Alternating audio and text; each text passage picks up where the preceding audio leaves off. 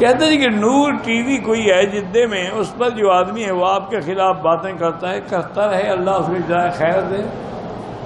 ہم تو ناراض نہیں ہوتے ہیں، تمہیں کیا تکلیف ہے؟ ایک بات یاد رکھو، جس عالم کے خلاف، جس جماعت کے خلاف، جس باتیں نہ ہوں نا، سمجھو وہ حق والا نہیں۔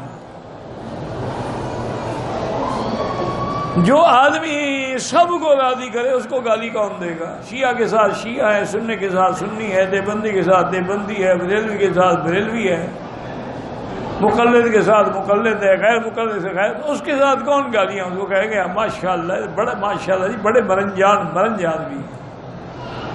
مجھے ایک آدمی نے کہا تھا، میں نام نہیں لیتا، بڑی پرانی بات ہے، نے کہا جی ہمارے بزرگ جو ہے نا، جمعہ کے دن ان کے پیچھے نماز پڑھنے کے لیے شیعہ بھی آتے ہیں، مرزائی بھی آتے ہیں، ہر مذہب کا آدمی ہمارے شیخ کے پیچھے آگے جمعہ پڑھتا ہے۔ میں نے کہا اس کا مطلب ہے کہ آپ کا شیخ بے ایمان ہے۔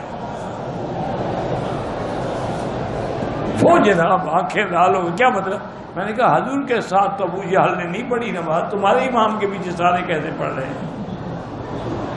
یہ کیا بات ہے کہ جس کا مخالف ہی کوئی نہ ہو؟ وہ تو مذہب حق ہی نہیں ہوتا۔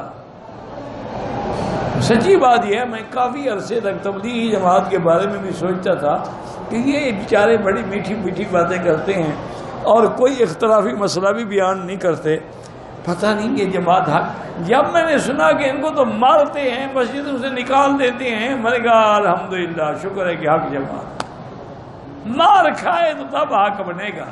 انبیاء نے کانٹوں پہ چلے ہیں، اللہ کے نبی صحابہ انگاروں پہ چلے ہیں، تب دین آتا ہے۔ باتیں کرتا ہے، کرنے دو، تمہیں کیا تکلیف ہے؟